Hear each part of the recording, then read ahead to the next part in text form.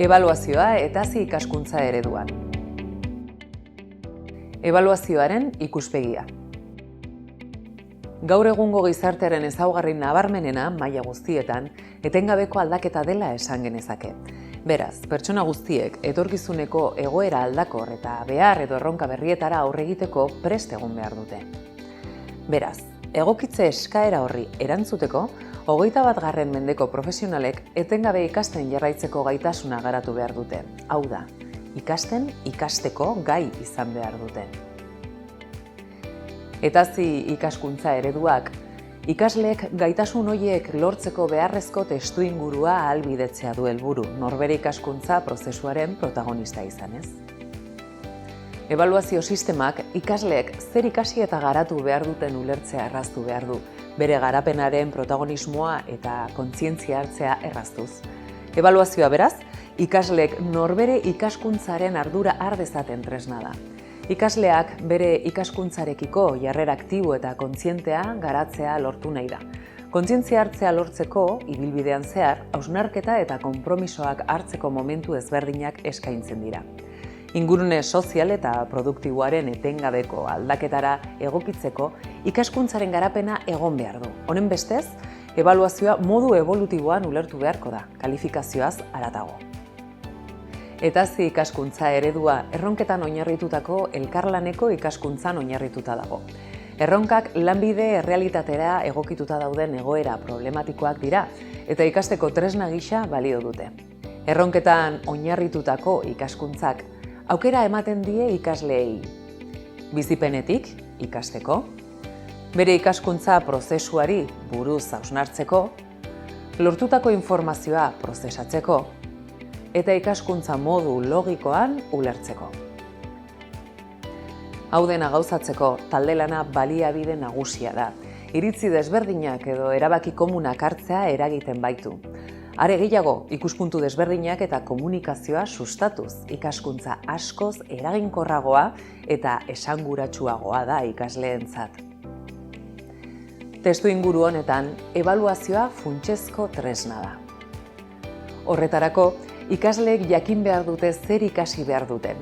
Ziklo ikuspegia eskaintzen duten errubriken multzoan islatutako gaitasunen mapa baten bidez. Gainera, feedbacka edozein unetan ikasitakoa argitu, kontrastatu eta hausnartzeko tresna garrantzitsua izango da. Egiaztatze hori 360 graduko ikuspegitik egiten da, hau da, autoebaluazioa, koebaluazioa eta heteroebaluazioa integratuz.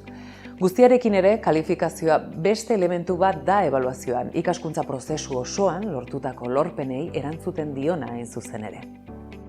Rol aldaketa. Etazi ikaskuntza ereduak ikaslea ikaskuntzaren erdigunean kokatzen du. Zikloko gaitasunen garapenean duten erantzukizuna sustatuz. Ondorioz, ikasle zein irakasle taldeen rol aldaketa suposatzen du. Ikasleen rolak. Erronken bidez eta elkarlanean lan egiteko gai izatea. Norbere ikaskuntzaren kontzientzia hartzea dakar, aldizkako hausnarketa bidez gaitasun maila aberasteko. Ikasitako aplikatuz, arazoi irtenbidea aurkitzea dakar, egoera eta testuinguru berrietara egokituz. Azken finean, era autonomoago batean ikastea, beraien ikaskuntza eta garapenari lotutako konpromisoak hartuz. Irakasle taldeari dagokionez, ikaskuntza prozesuaren barruan duen rol berriak ezaugarri hauek ditu. Ikaskuntza prozesuan zehar, ikasleen laguntzaile eta gidari izatea. Zikloaren ikuspegia izatea, irakasle talde osoarekin koordinatuta eta partekatuta. Erronkak sortu eta dinamizatzeko gai izatea. Talde lanaren bidez, ikasleen parte hartze aktiboa eta hausnarketa bultzatuko duten ikaskuntza esperientziak proposatzea. Ikasleek egindako lanari buruz, haiei pentsaraztea eragiten duen feedbacka eskaintzea, eta ikasleen autonomia eta konpromisuen eskuratzea bultzatzea haien ikaskuntza garapenarekiko. Testuinguru honetan, beraz, nahitaezkoa da konfiantza giro bat sortzea non akatsak ikaskuntza prozesuaren funtsezko alderdi bat bezala ulertzen dira. Honen bestez, ikasleei konfiantza helaraztea ezinbestekoa da. Haiek sentitu dezaten irakasle taldea beti laguntzeko prest dagoela gaitasunak eskuratzeko prozesu horretan.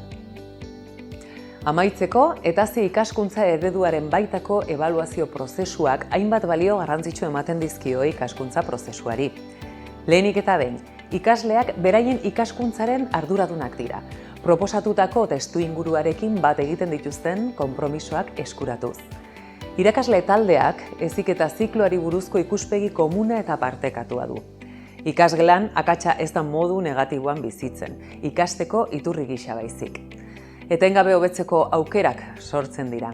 Pentsamendua ikusaraztean, ikaskuntza modu eraginkorragoan ebalua daiteke.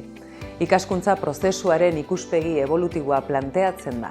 Testuinguru sozioekonomiko aldakorrari erantzuten diona. Eta azkenik, ikasleen feedbackari ematen zaion garrantzia lagungarria da ikasleek beren ikaskuntza modu kritiko eta proaktiboan berresteko. Konpromisoen bidez ikaskuntza helburu argi eta zehatzak lortuko dituzte norbere erantzukizuna hartuz.